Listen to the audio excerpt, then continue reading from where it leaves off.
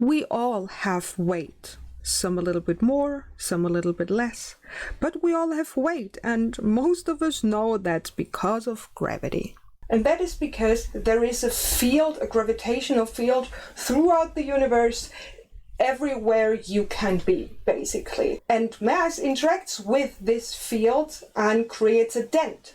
And that is this interaction between massive particles and the gravitational field is what we call gravity, or in our day-to-day life is oftentimes referred to as weight. It is much like photons interacting with the electromagnetic field, and it's basically the same thing. There is a certain interaction with certain particles, and only when there is an interaction we can experience it. But since mass creates gravity, what is mass? Mass is the resistance for a changed motion. You could say in our everyday life it's more friction. But electrons and quarks don't have friction. You might think that, for example, your and mine mass comes from the protons and the quarks and the electrons, but that's actually just a teeny tiny bit. Most of our mass comes from the gluons, from the weak and the strong force. There are things that have mass, like quarks, top quarks, bottom quarks, up and down quarks, electrons. And then there are bosons, like the photon, that don't have mass. Why? Where does mass come from?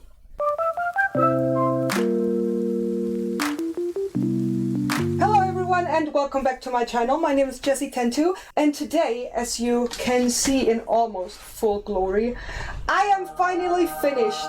I am the LHC. I have 2 protons on my head. I painted them like in the visualizations with 2 up and 1 down quark. And the yellow are gluons, very important. And there are proton beams in the LHC, and they get smashed into each other and create this. This is a particle trace. I specifically used as a reference the particle traces from the Higgs boson. So there were 2 protons smashed into each other and created these decay particles, which we will go into a little bit deeper, a little bit farther in the video. So I will blend in a video in full glory because you barely can see the pens, I think, but they are also particle traces. I am pretty proud. I will add certain things throughout the coming year. I think I want to add the different detectors to the LHC thing, but for this video I think I am pretty darn finished. I'm so excited. But this is basically the pinnacle of my life. I've never felt so good. I doubt I will ever feel so good. I reached my final form, and that is the LHC. So I hope you like it. Please let me know down in the comments, what do you think about my costume? I think it's good. If you want to know a little bit more about the LHC, next week will go the video live on my second channel about the whole process, and I will talk about the LHC and CERN in general a little bit. So let's jump right in.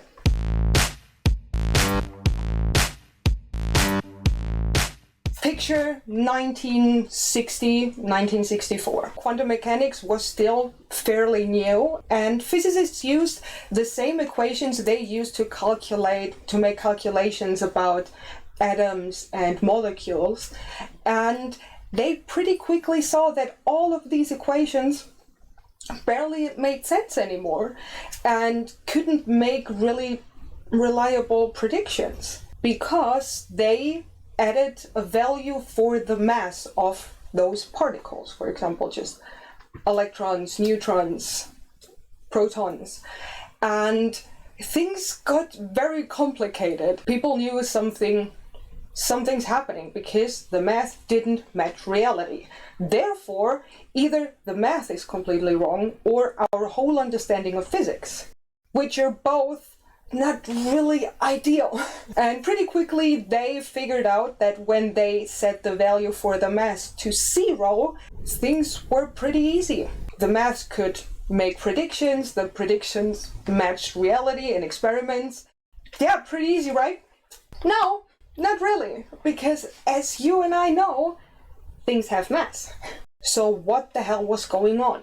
Again, physicists knew something big has to change, but they didn't know what. They just knew when we take away the mass, things match up, but things have mass, so Then 1964, Peter Higgs enters the picture and basically destroys all science. No, I'm joking. He proposed a field that gives particles that create our matter, that have mass, the mass. So without this field, without the interaction with this field, things wouldn't have mass. He also proposed that there has to be a boson, because bosons are kind of the delivery guys for the information of that fundamental force, like photons. His first attempt of getting published got dismissed, and I think after the 4th attempt, his paper got publicized, and people were not really happy, but eventually they saw that his idea would explain the problem they had without any contradictions about other things we know about physics, which is the most important thing when you propose a new hypothesis. Hear that, flat earthers? If you have a point and your idea is better than the current idea and it doesn't contradict other things that we know are true, eventually people will believe you. And if they don't, you're wrong. Eventually people accepted Peter Higgs's proposal of this field and the boson, and it basically got named the Higgs boson and the Higgs field. And then the hunt began. The discovery of the Higgs boson was a huge process, because when you want to detect a new boson, technically you would calculate how massive it is and would then search for data that would support this. But the Higgs boson and the Higgs field was so new that they didn't really know in which energy area they had to look for. And the idea was they start slowly with a certain amount of energy, and when after a certain amount of billions of collisions there is no weird spike that we wouldn't assume would happen, then they knew, okay, there is no new particle. Because you could calculate the diagram, which form it has, when you know this is what we know, this is what we assume will happen. And if you have in this diagram a tiny spike that hasn't been there with the predictions we use, then you know you have something new. How do you even find a Higgs boson? You basically have two beams of protons that travel with 99.9999% of the speed of light. And you let two of those protons collide with each other. And thanks to Albert Einstein's E equals mc squared, we know that energy and matter are directly proportional to each other. With the speed, you can create a particle that is heavier than the two particles you used before. And in the case of the Higgs boson, you could see these two decay particles, because the Higgs boson is very unstable and immediately decays into other fermions. So in red you can see here, and in the original picture, these are the muons as a decay product, and these two are leptons. Leptons are pretty light particles that have mass, like electrons, neutrinos. After many experiments, many results, they knew, okay, this is the energy of the Higgs boson. And by this I mean 125 giga electron volts. And on the 4th of July in 2012, they had a big press conference, the team from the Atlas detector and the team from the CMS detector, because they work independently. They do not exchange any information whatsoever until both independently are sure they have a new particle, just to ensure that it's not just a statistical anomaly, which they also had to look at. Do we really have a boson?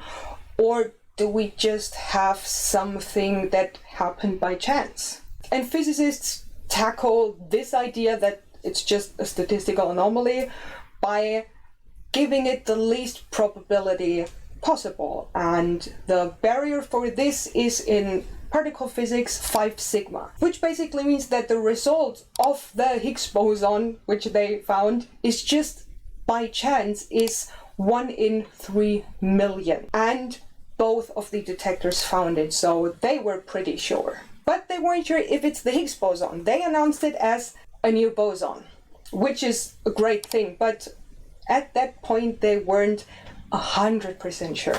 But they quickly followed up and said, as a layman, I would now say, I think we have it. And you can see Peter Higgs here having a little bit teary eyes because he knew finally, after 50 years, there was evidence for his hypothesis that became, thanks to this, a theory.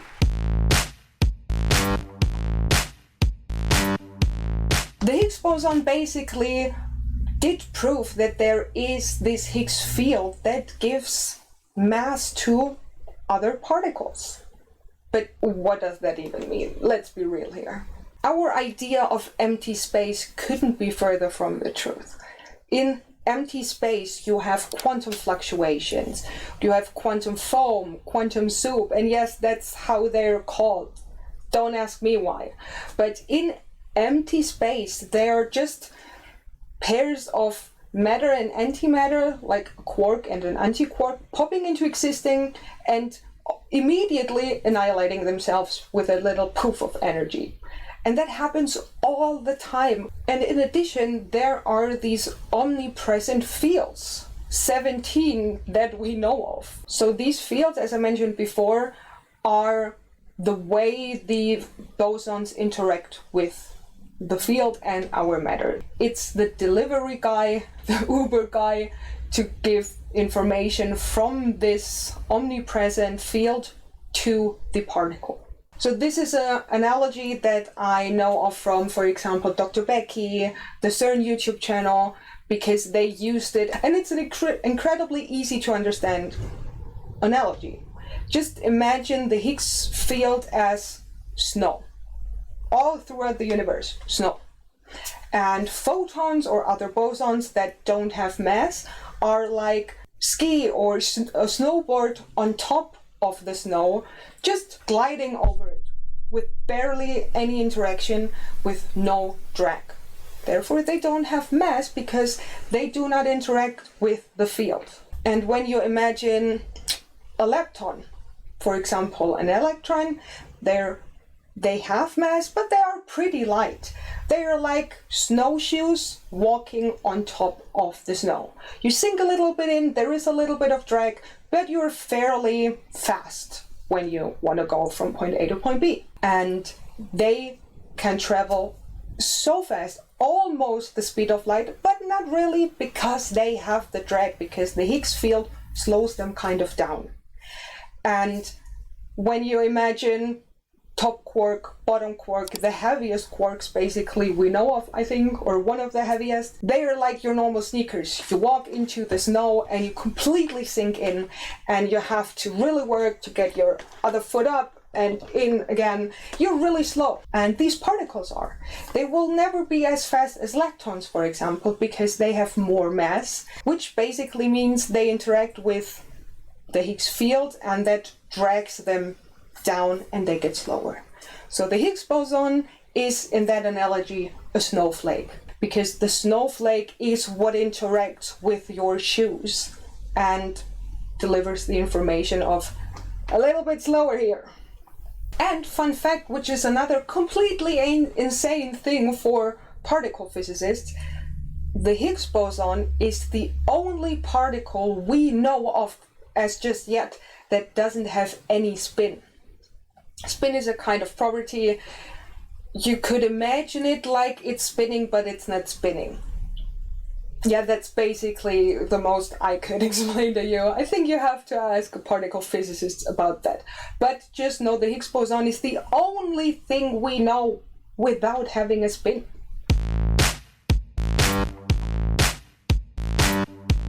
I think this idea in many people that we know almost everything now is because the Higgs boson has been called in the media the God particle, which is a nice idea, but I think it gives the wrong impression to people who don't know what the Higgs boson is and what it does and physics, basically.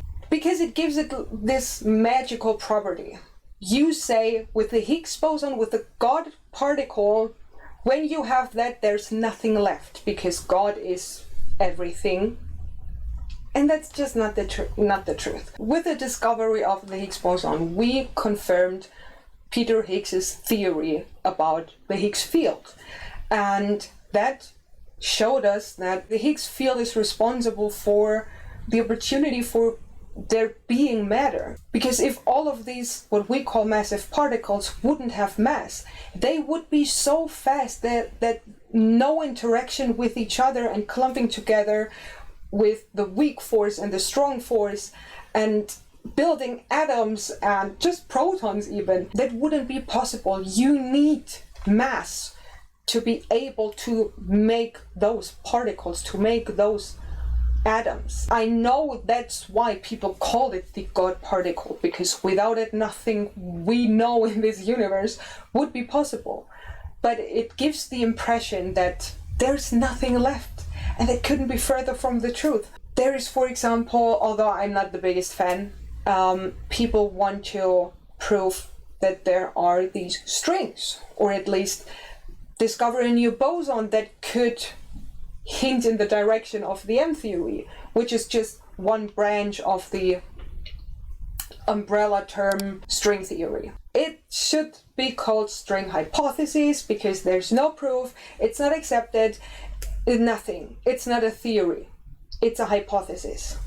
Sorry, little tangent here, but this is something physicists want to know about. They want to maybe discover gravitons, the bosons for the fundamental force gravity, although many say it's not possible because if gravity is just an effect of the geometry of space-time and mass, it's not necessary to have a graviton.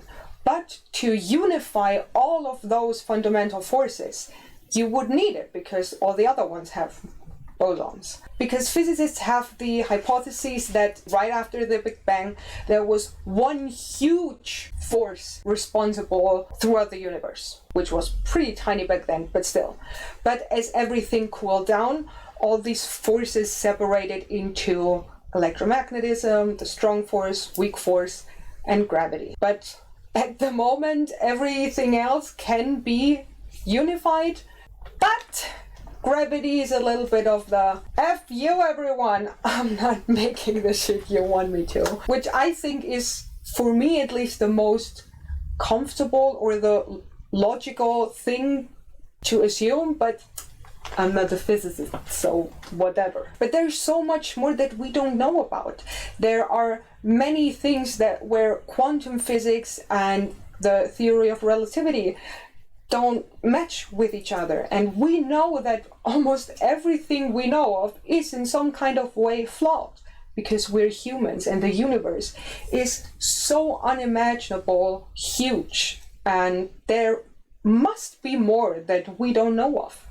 Just imagine 50 years ago, before anyone thought about a Higgs field, people thought, yeah, we know so much. And boom, there was a problem. 50 years later, you have a new boson, a new field, and everything is crazy. Prior to 2008, before the LHC went into discovery mode, many physicists said that it would be the worst thing if they would just find the Higgs boson, because then they knew they were right. And many of them said, of course it would be great, but on the other hand, it would be kind of boring. It would just be amazing if they found something else or nothing of that kind, or they found a particle that is not a boson but another fermion. And I think it's very interesting, and it shows us that scientists do not think of themselves as these all-knowing people. They wanted to fail at this. They wanted to get a punch in the face and saying, you have no idea what you're doing. And I think that's really charming. So I hope you did like this video. If so, please leave a like and subscribe down below. Subscribe to my second channel. As I said, the video of the making up of this and a little bit more talk about the LHC itself will be uploaded sometime next week. And another thank you for my friend Rodent of Anger, because I, prior to all of this, showed him a picture of my costume and he was, as I like to think, very impressed with myself. But he had the idea for this headpiece and for the pants. So thank you so much. It was just a great idea.